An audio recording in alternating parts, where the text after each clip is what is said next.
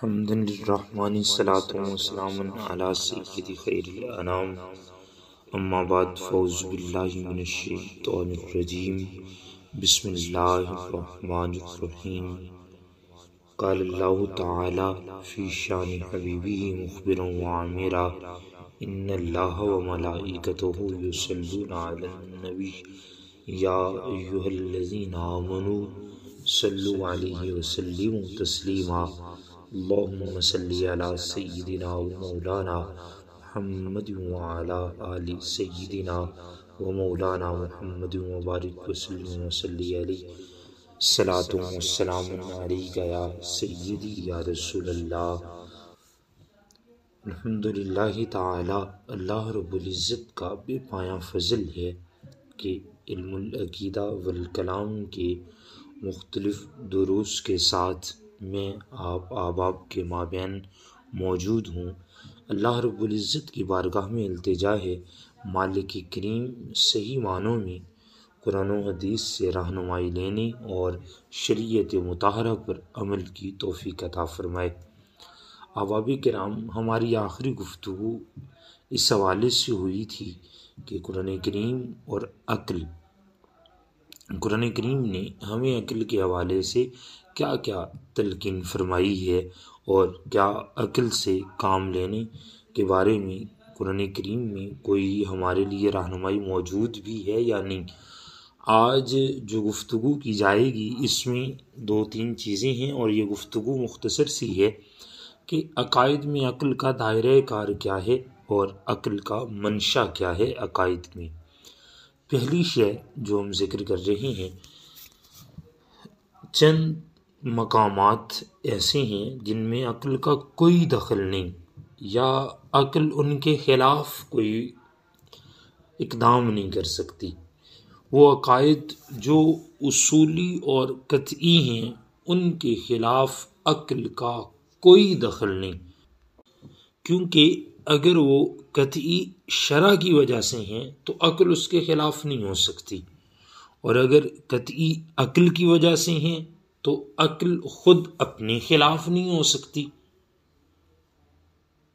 اس لیے قطعی عقائد میں عقل کا کوئی دخل نہیں ہوتا، یعنی اس کے خلاف جانے میں عقل کا کوئی عمل دخل نہیں ہو سکتا۔ پھر ضروریات دین اور عقل میں مخالفت نہیں ہو سکتی۔ جو چیزیں ضروریات دینیہ میں سے ہیں عقل ان کی مخالفت کر ہی نہیں سکتی۔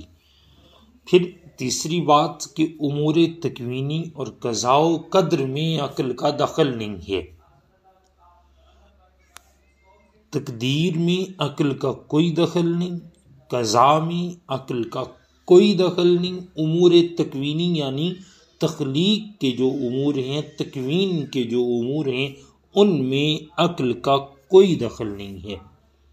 متقدمین علماء کے نزدیک متشابہات کی تعویل عقل سے نہیں ہو سکتی، جیسا کہ قرآن کریم میں کچھ ایسی آیات بینات ہیں جنہیں آیات متشابہات کہا جاتا ہے۔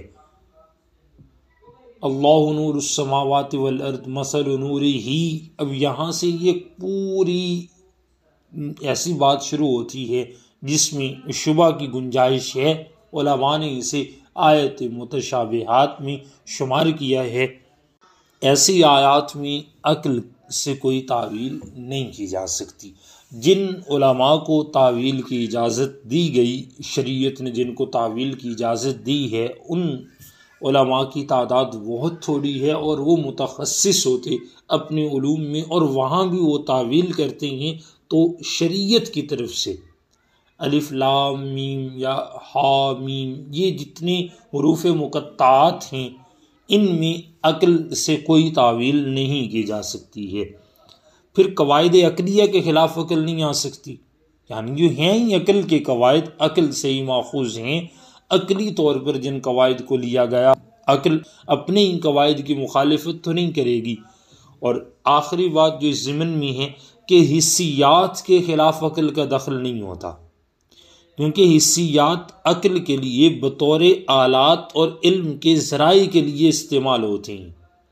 تو کوئی چیز اپنی ذرائع کے خلاف تو نہیں ہو سکتی، اس لیے حسیات کے خلاف بھی عقل کا دخل نہیں ہوتا۔ ہم نے 6 پوائنٹ اس حوالے سے ذکر کیے۔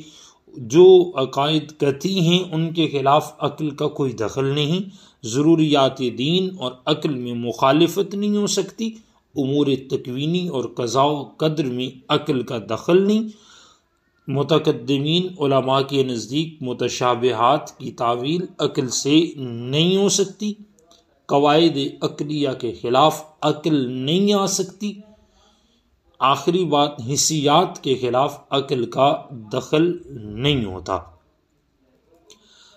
بنیادی عقائد قرآن و حدیث سے لیے جائیں گے اور ان پر دلائل یا ان میں موجود حکمتیں عقل سے بھی دی جائیں گی۔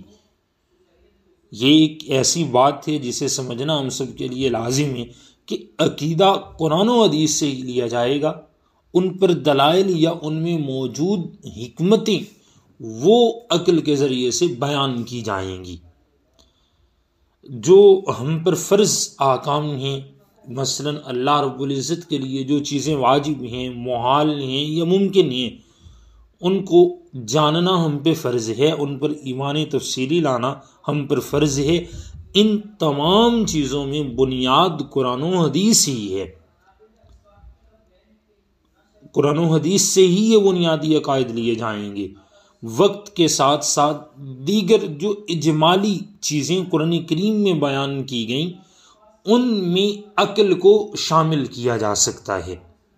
مثلا اللہ رب العزت کی کوئی مثل نہیں، لیس کمثلہ شیء، کوئی مثل نہیں ہے، وہ نہ تو پیدا ہوا ہے اور نہ اس سے کوئی پیدا ہوا ہے، لم یلد ولم یولد، یا وہ محتاج نہیں ہے وغیرہ ذالک۔ یہ اجمالاً قرآن کریم میں بیان کر دیے گئے احکام اب یہ اجمالاً بیان ہوئے قرآن میں، ان کے ساتھ جو وقت گزرتے ہوئے مختلف چیزیں زمانے کی طرف سے شامل ہوئیں، عقل کو ساتھ ملا کر کے ہم قرآن و حدیث اور عقل تینوں سے ان چیزوں کا رد کریں گے اور ان پر ہم بات کریں گے۔ دیگر فرقوں اور فتنوں کی وجہ سے بہت سے محالات کی نفی کرنی پڑتی ہے، جیسا کہ وہ نہ جوہر ہے نہ جسم ہے، وہ مکان و زمان سے پاک ہے، اسے بھگوان نہیں کہہ سکتے۔ یہ دیگر جو زمانے میں فتنے آئے یا فرقے پیدا ہوئے یا فلاسفہ نے جو نظریات پیش کیے، اب بنیادی طور پر ہم قرآن و حدیث سے رہنمائی بھی لیں گے اور عقل سے بھی ان چیزوں کا بطلان کریں گے۔ اس لیے عقل کا شامل ہونا، عقل کا منشا عقائد میں یہی ہے کہ قرآن و حدیث کے بعد ہم عقل سے حکمت اور دلائل کا استنباط کریں گے۔ تو یہ عقل کا منشا ہے اور عقل کا عقائد میں جو دائرہ کار ہے اس کا میں نے ذکر کر دیا ہے۔ اللہ رب العزت کے حضور التجا ہے مالک کریم ہمیں سمجھنے کی توفیق عطا فرمائے۔ آخر دعوانا ان الحمد للہ رب العالمین۔